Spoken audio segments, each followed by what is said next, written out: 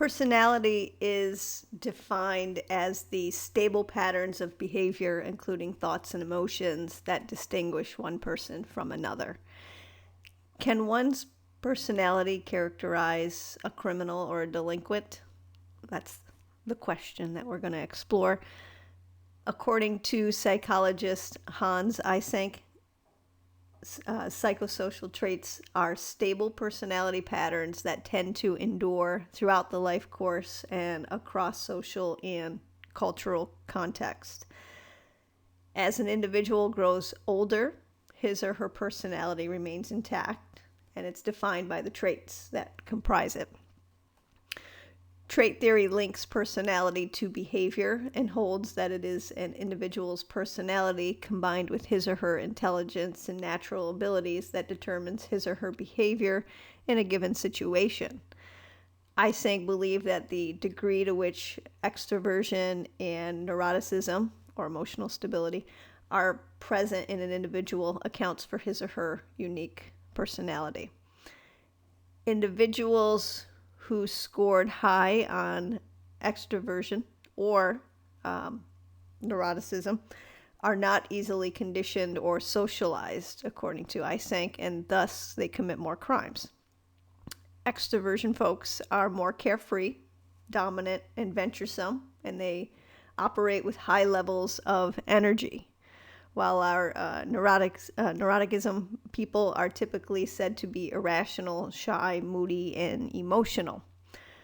Eysenck defined an individual that has combined high degree of extroversion and neuroticism is said to be a psychotic, i.e. difficult to socialize and train and do not respond well to the external environment. Children who harbor these characteristics performed poorly on conditioning tests, and because conscious is a conditioned reflex, a person does not fully develop a conscious.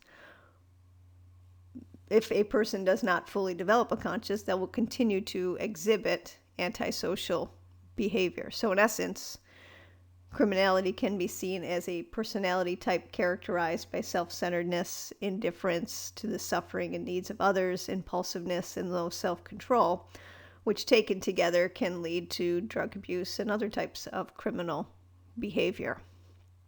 Another type of personality, antisocial personality, also referred to as sociopathic or psychopathic.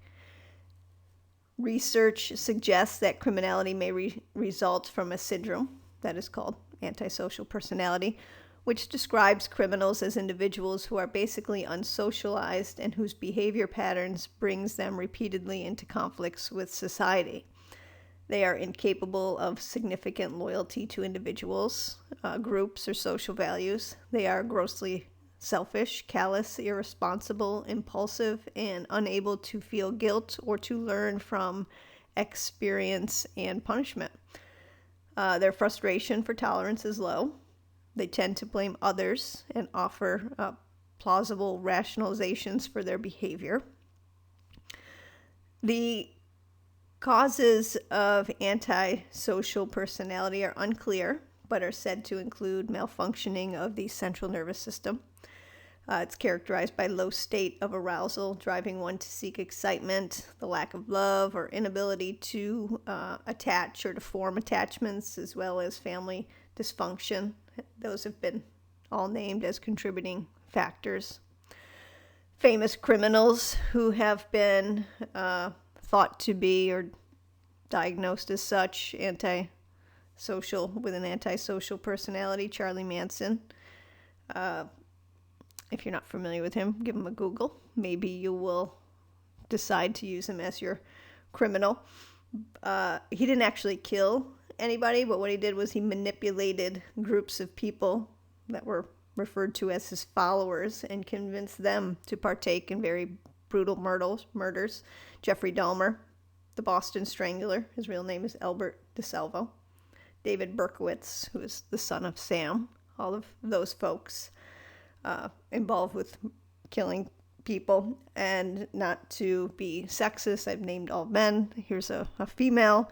Eileen Warnes. She murdered dozens of her Johns. She was a prostitute. She ultimately received the death penalty. Those are just a handful. There's lots of others. If you're delving into the paper already to determine who your criminal is going to be, there's some suggestions. But as we move forward, we'll talk about criminals specifically and their behaviors. Let's talk about the connection of intelligence and criminality. Does intelligence play a role in criminal activity or criminal behavior? Early criminologists maintain that delinquents and criminals who have below average intelligence and that low IQ causes their criminality. But there's a disagreement over the development of intellectual ability. And we have two theories, the nature theory and the nurture theory. And psychologists began studying and measuring the connection between IQ and crime by testing adjudicated juvenile delinquents. So just adjudicated means convicted. Juveniles don't get convicted, they get adjudicated. Adults get convicted. That's the terminology. So basically they have a criminal record. They've been convicted, adjudicated of a crime, and they are being housed somewhere or incarcerated somewhere. So that's what psychologists use for this test. Some believe that the delinquents have inherently substandard intelligence and thus were naturally inclined to commit crimes, hence the nature theory. Proponents argue that intelligence is largely determined genetically, that ancestry determines IQ, and that low IQ, as demonstrated by low IQ, is linked to criminal behavior. And that's the nature theory. The nurture theory, under the nurture theory, researchers argued that environmental stimulation from parents, relatives, social contacts, schools, peer groups, and a number of other accounts, other variables accounts for a child's IQ level, and that low IQs may result from an environment that also encourages delinquent or criminal behavior. Thus, low IQ scores are recorded among criminals. These scores may reflect the criminal or delinquent's cultural background, not necessarily their inherited mental ability.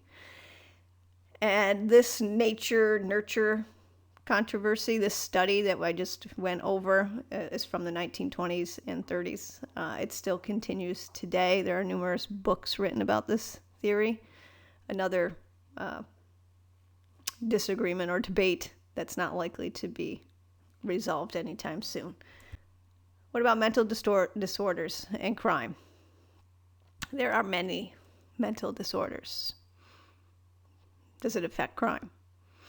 Within the psychodynamic theory of crime, there are mood disorders. Criminal offenders may have a number of mood disorders that are ultimately manifested as depression, rage, narcissism, and social isolation. One example of a disorder found in children is conduct disorder. Children with conduct disorder have difficulty following rules and behaving in socially acceptable ways. Conduct disorders are ultimately manifested as a group of behavioral and emotional problems in young adults. It is important to note that children diagnosed with conduct disorder are viewed by adults, other children, and agencies of the state as troubled, bad, delinquent, or even mentally ill. Children with conduct disorder are more likely to exhibit aggressive behaviors towards others, and they may be cruel to animals. Other manifestations include bullying, intimidation, fear, initiating fights, and using weapons such as a gun, a knife, a box cutter, rocks, broken bottle, golf club, baseball bat. Adolescents with conduct disorder could also force someone into unwanted sexual activity. Property damage may also be a concern. One may observe these children starting fires with the ultimate intent to destruct property or even kill someone. Other unacceptable behaviors associated with conduct disorder include lying and stealing, breaking into an individual's home or an unoccupied building or car, lying to obtain desirable goods, avoiding obligations, and taking possessions from individuals or stores. Lastly, children with conduct disorder are more likely to violate curfews despite their parents' desires. These children are also more likely to run away from home and to be late for or truant from school. Another example of mental disorder, it's found in children again, but it goes along through their upbringing and into their adult life, is oppositional defiant disorder. This is most often diagnosed in childhood. Manifestations or characterizations of this disorder include defiance, uncooperativeness, irritability, a very negative attitude, a tendency to lose one's temper, and exhibiting deliberately annoying behaviors toward peers, parents, teachers, and other authority figures such as police officers. There is no known cause of oppositional defiant disorder. However, there are two primary theories that attempt to explain its development. One theory suggests that problems begin in children as early as the toddler years. It is important to note that adolescents and small children who develop oppositional defiant disorder may have experienced a difficult time developing independent or autonomous skills and learning to separate from their primary caregiver or their attachment figure. In essence, the bad attitudes that are characteristic of oppositional defiant disorder are viewed as a continuation of developmental issues that were not resolved during early toddler years. The most serious mental disturbances are referred to as psychosis. Examples of mental health disorders include bipolar disorder and schizophrenia. Bipolar disorder is marked by extreme highs and lows. The person alternates between excited, assertive, and loud behavior and lethargic, listless, and melancholy type behavior. A second mental health disturbance is schizophrenia. Schizophrenic individuals often exhibit illogical and incoherent thought processes, and they often lack insight into their behavior and do not understand reality. A person with paranoid schizophrenia also experiences complex behavior delusions that involve wrongdoing. Individuals with paranoid schizophrenia often believe everyone is out to get them. It is important to note that research shows that female offenders appear to have a higher probability of serious mental health symptoms than male offenders. These include symptoms of schizophrenia, paranoia, and obsessive behaviors. At the same time, studies of males accused of murder have found that 3/4 could be classified as having some form of mental illness. Another interesting fact is that individuals who have been diagnosed with a mental illness are more likely to be arrested, and they appear in court at a disproportional rate. And lastly, on this point of mental disorders, research suggests that delinquent children have a higher rate of clinical mental disorders compared with adolescents in the general population.